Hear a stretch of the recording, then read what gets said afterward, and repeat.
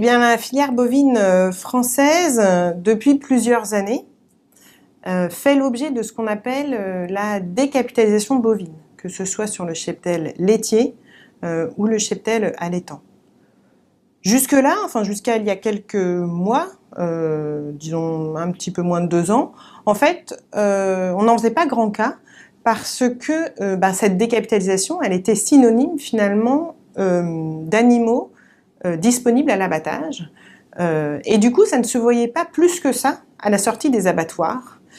Et finalement, aujourd'hui, après quelques années, donc après 5-6 ans de décapitalisation régulière, eh bien le résultat, c'est que moins de vaches entraînant moins de naissances, on a véritablement aujourd'hui, donc depuis quelques mois, un problème de disponibilité d'animaux prêts à être abattus pour donc les outils d'abattage. C'est véritablement un changement de paradigme aujourd'hui. Les équilibres ont véritablement changé au sein de la filière à cause de cette décapitalisation depuis maintenant un certain nombre d'années. Donc bonjour madame, l'experte du Crédit Agricole. Bonjour madame Eon de chez elle. C'est le nom de cette personne responsable viande du Crédit Agricole. Donc, animaux disponibles avec la décapitalisation depuis des années et des années du cheptel français, mais du cheptel plus largement européen. Et on a aujourd'hui un problème d'animaux. Très bien, madame. Est-ce que vous avez pratiqué quelquefois l'élevage dans votre vie? Avez-vous géré un troupeau allaitant ou un troupeau laitier 7/7 365 jours par an? Avez-vous travaillé réellement dans un élevage pour porter une expertise sur une profession dont vous ne connaissez pas ni les tenants, ni les aboutissants, ni le travail au quotidien, ni les difficultés des éleveurs, ni les paramètres technico-économiques et climatiques?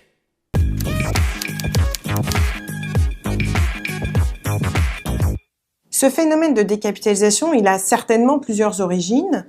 La première d'entre elles serait l'évolution de la pyramide des âges. Concrètement, le renouvellement des générations n'est pas suffisant pour compenser les nombreux départs. Après, il y a d'autres phénomènes qui peuvent expliquer cette décapitalisation. Premièrement, on peut imaginer aussi que le métier d'éleveur manque d'attractivité, tout simplement, manque de rentabilité, et puis est certainement jugé aujourd'hui contraignant par beaucoup.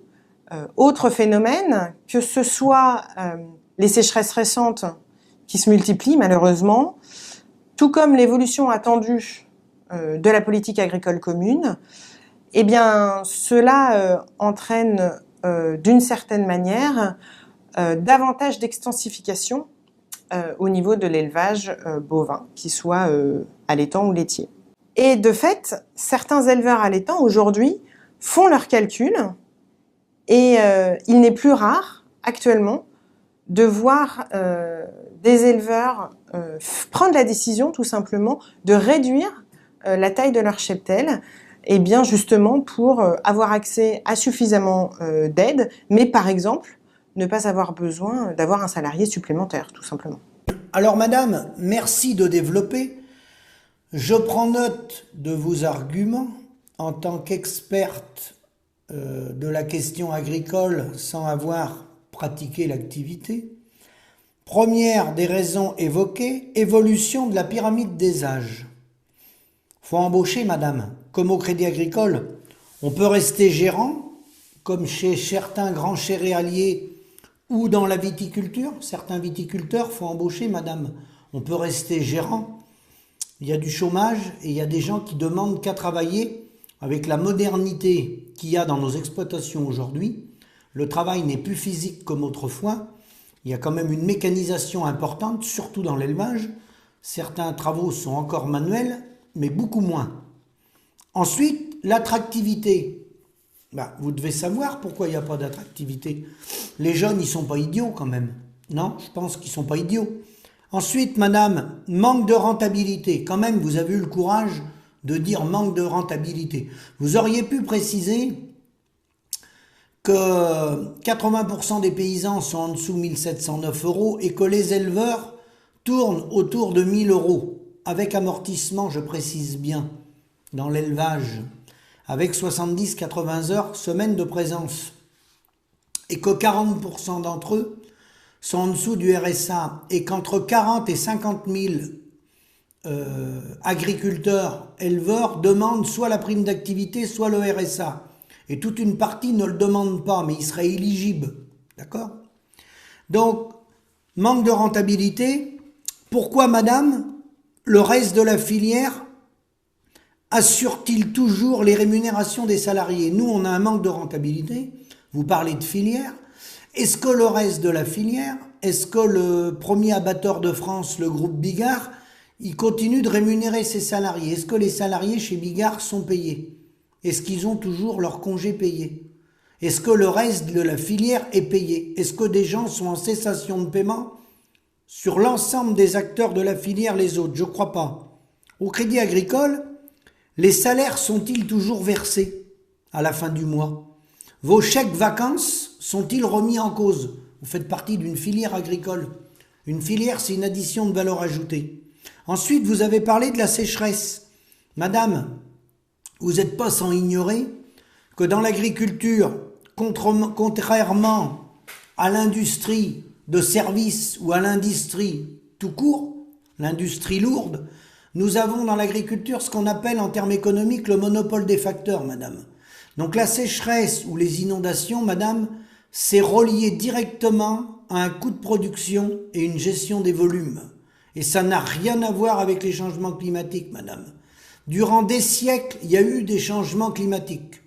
Et ça n'a rien à voir avec la rentabilité in fine des agriculteurs. Ensuite, vous avez dit à la fin, certains préfèrent réduire les cheptels pour avoir moins de travail et éviter d'avoir un salarié supplémentaire. Alors madame, vous avez oublié un élément important. Les gens décapitalisent pour essayer de boucher des trous. Car comme vous le savez, plus de 80% des paysans ont une avance ont des avances aux cultures, ce qu'on appelle des OCC sur les céréales. Et ils ont une avance sur la PAC. Et dans les éleveurs, je crois qu'on est à plus de 80% des éleveurs qui ont une avance sur la PAC. Je pense qu'on est même au-delà de 90%. Vous êtes bien placé pour le savoir au Crédit Agricole. Alors, quand vous dites on n'a pas besoin de salariés supplémentaires, pourquoi? Savez-vous, madame, qu'il manque 600 000 emplois dans l'agriculture? Il manque en moyenne 1,5 employés par exploitation. On est environ 400 000 exploitants. On pourrait embaucher demain 600 000 emplois. Voilà. Pour vivre dignement de notre métier. Alors, pas vivre, bien sûr, avec les heures du Crédit Agricole et les conventions du Crédit Agricole ou des compagnies d'assurance. On est complètement sur un autre ratio. Mais vivre si on pouvait ramener de la main-d'œuvre, que pour ça on reconnaissait notre travail à travers un coût de production avec une gestion des volumes, parce que non, madame, c'est pas l'offre et la demande dans des filières agricoles qui font le prix. Pas du tout, madame.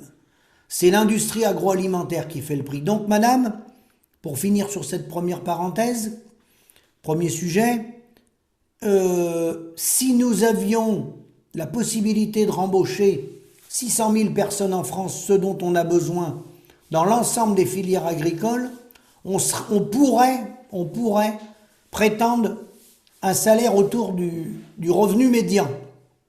Et on en est bien loin.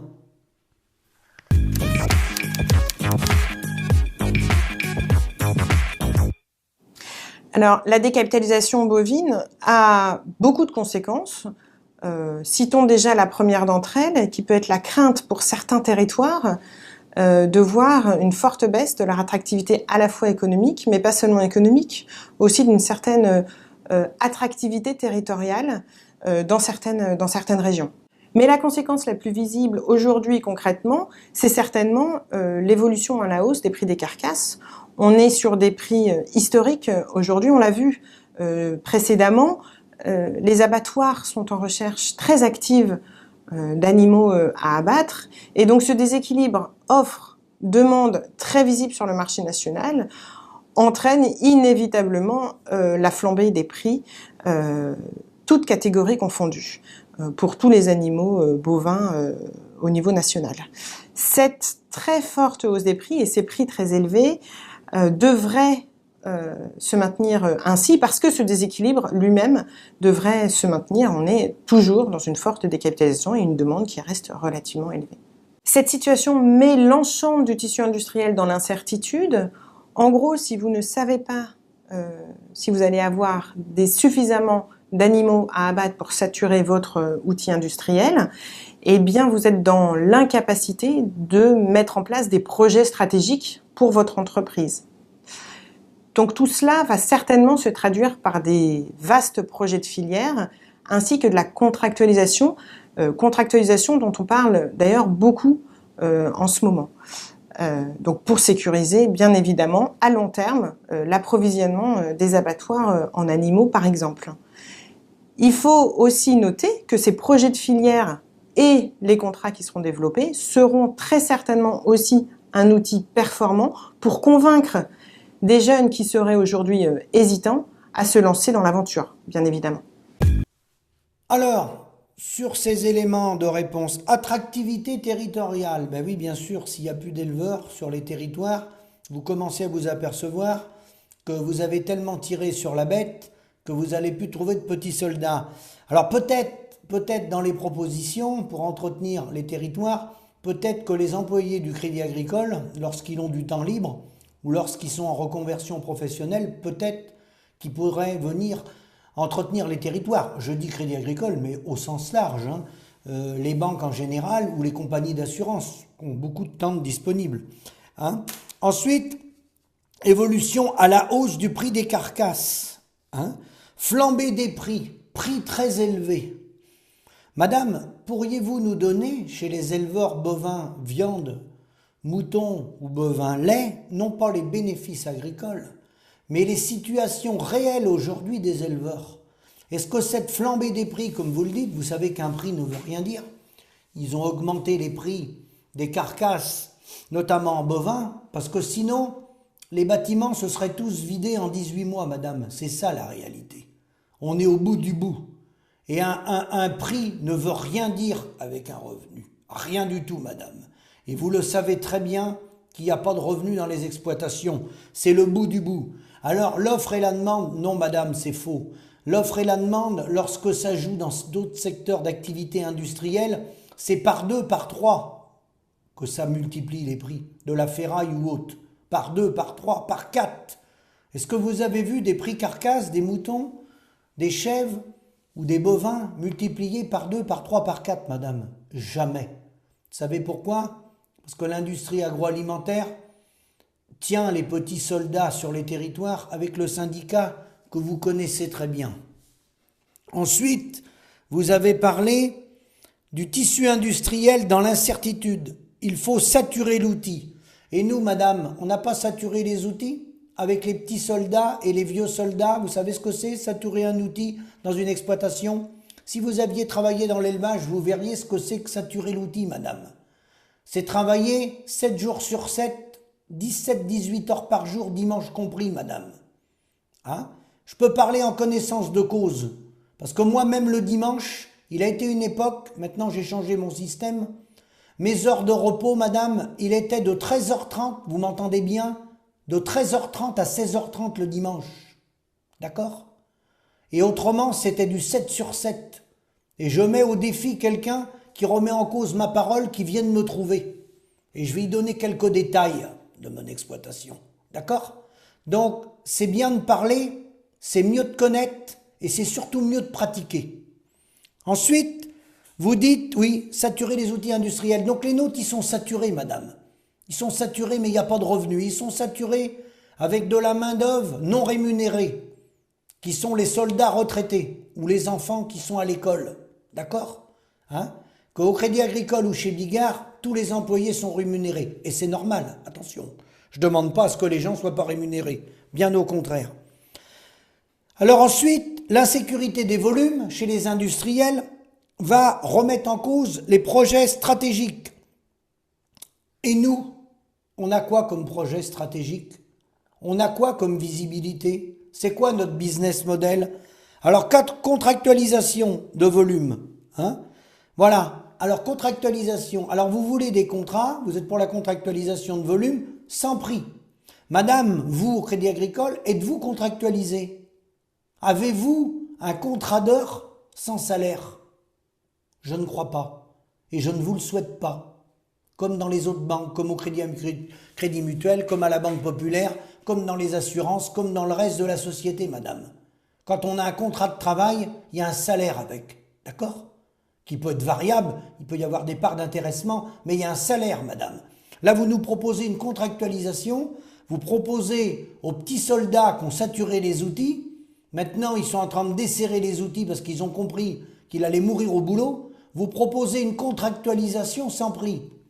Bravo comme évolution libérale, bravo en 2023 comme type de proposition. Alors, il faut sécuriser l'approvisionnement des abattoirs. Les contrats seront pour convaincre, non pas les jeunes, mais les futurs petits soldats. Non, madame. Les contrats de volume, si les gens sont un peu informés et qu'ils écoutent mes vidéos, moi je connais personne qui signe un contrat sans prix, madame. Un contrat, ça se signe avec des prix. Et dans le monde industriel et dans le monde du commerce, il y a ce qu'on appelle des devis. On fait des devis, des propositions. Et le client, il accepte ou il refuse. D'accord? Et quand il refuse, il va à la concurrence dans le commerce en France. Mais il va à la concurrence territorialisée. Que vous, les acteurs dont vous parlez, les abattoirs, ils gèrent les importations, les exportations et ils mettent en concurrence les petits soldats avec les plateformes qu'ils ont en Europe et dans le monde. On est sur un prix mondialisé, sur la base d'un prix ou d'un produit intérieur brut mondialisé. Et vous, madame, dans votre secteur, et je protège votre travail, je ne le remets pas en cause, vous êtes sur une concurrence d'un produit intérieur brut territorialisé. C'est-à-dire que votre travail demain matin, il ne sera pas fait par une Indienne ou une femme très performante qu'on connaît en Afghanistan qui travaille dans un réseau bancaire, d'accord? Qui peut travailler à 5 fois moins cher que vous, pardon. C'est ça la réalité, madame. De la filière bovine, c'est d'abord montrer que les éleveurs sont des grands professionnels, savent ce qu'ils font, qu'ils savent utiliser les outils qui sont mis à leur disposition pour justement protéger l'environnement d'une certaine manière, que leur production, ça n'est pas que un impact environnemental négatif, mais aussi positif au travers de la biodiversité que ça développe, au travers du stockage de carbone au sein des prairies. Donc c'est tout ça à la fois. Et c'est aussi, et peut-être surtout, l'entretien des territoires et l'importance que l'entretien de ces territoires et que la vie économique de ces territoires représente, tout simplement pour la filière nationale.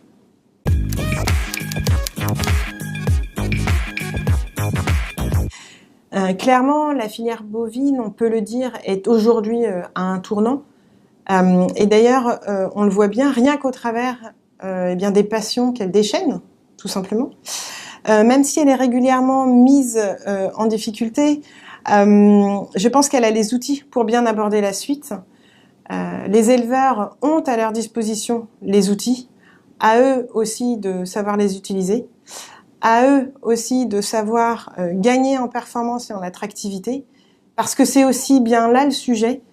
Parce que le principal débat, finalement, et le principal enjeu, c'est bien, par exemple, de donner envie aux jeunes de venir partager avec eux cette aventure. Voilà, donc j'arrive à la fin de la vidéo. Vous avez vu la conclusion qu'elle fait. Nous sommes des grands professionnels. Elle a oublié de dire que c'était sans salaire. Elle a oublié un élément déterminant. Il y a plus de 2 suicides par jour dans le monde agricole. Et c'est principalement des éleveurs, pas un mot. Elle a parlé du stockage carbone, gagner en performance, et pour les jeunes, elle invite les jeunes à venir partager cette aventure. J'ajoute qu'elle a fait une vidéo dernièrement, que je n'ai pas pu récupérer parce qu'elle n'est pas encore récupérable d'après les réseaux YouTube. Et elle parle du comment diminuer l'empreinte carbone des élevages. L'élevage représente une part importante de l'empreinte carbone de la filière agroalimentaire, mais il existe des leviers pour diminuer ses émissions de gaz à effet de serre. Chaque filière d'élevage a identifié toute une série de techniques et de pratiques à mettre en œuvre. Pour Béatrice Hénon de chez elle, experte viande à la direction agro du Crédit Agricole, ces solutions seront efficaces pour répondre aux exigences de la stratégie nationale bas carbone, mais nécessiteront de gros investissements. Je voulais terminer là-dessus, les gars, parce que ce qui nous attend, trahi par nos responsables professionnels, c'est ce que vous avez connu pour les mises aux normes. On repart avec les notions environnementales poussées par certains environnementalistes et certains bras écologistes dans des trucs qui ne vont pas tenir debout. On va vous demander d'investir, on va vous envoyer des gens qui auront fait des formations, vous serez obligés de passer par des techniciens chambre d'agriculture, ils vont remonter une usine à gaz payée par le producteur.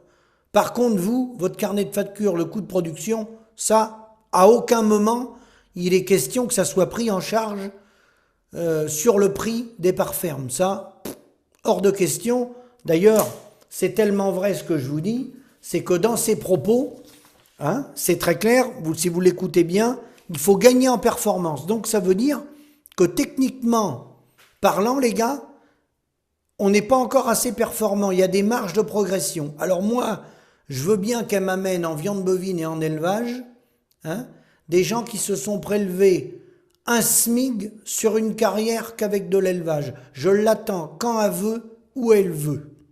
Elle sera surtout pas capable de me sortir une moyenne ni cantonale, ni communale, ni départementale, ni rien du tout. D'accord ? Parce qu'en élevage, sur carrière, un SMIG, un couple, avec amortissement. Je précise bien, avec amortissement. Toujours avec amortissement. Elle ne va pas en trouver parce que ça n'existe pas. Voyez-vous ? Je dis bien avec amortissement. Attention, parce qu'il y en a qui prélèvent 1500, 1800, mais ils ont arrêté d'investir les 15 dernières années. Ou il y a des salaires extérieurs. Je parle qu'avec de l'agricole, moi. Bon. Donc voilà où on en est. Au bout du bout, et on est trahi à longueur de journée et à longueur de semaine par des gens qui ont la parole dans les médias de près ou de loin et qui n'ont jamais exercé l'activité sur le terrain. Ou des responsables professionnels qui ont gardé le statut d'agriculteur mais qui ne sont plus agriculteurs. Quand on est élu, il faut avoir le courage de le dire, quand on est élu et qu'on est parti à plein temps de son exploitation, on a gardé le statut d'agriculteur pour représenter la profession, mais on ne vit plus du métier d'agriculteur. C'est pas un déshonneur de le dire. On vit de ses mandats. D'accord ? Et les mandats permettent de mettre des remplaçants sur la ferme, salariés ou associés. Mais lorsqu'on est responsable professionnel à un niveau relativement important, on se présente en tant qu'agriculteur, mais effectivement sur le terrain, on a été agriculteur, mais on n'est plus agriculteur. Lorsqu'on est agriculteur et qu'on vit de son exploitation, on ne peut pas être en réunion à longueur de journée. Ce n'est pas vrai. Voilà. Il faut dire les choses telles qu'elles sont. C'est pas la peine de mentir, on va pas se mentir. Vous pouvez pas être dans les réunions, dans les ministères, et être à traire vos vaches, ramasser des légumes ou soigner vos poulets. D'accord ? Donc, vous avez le mandat agricole, vous êtes un représentant agricole, mais vous ne vivez plus du revenu de votre exploitation. Voilà. Vous vivez de vos mandats. C'est pareil en politique, on est bien d'accord. C'est une précision que j'apporte. C'est tout.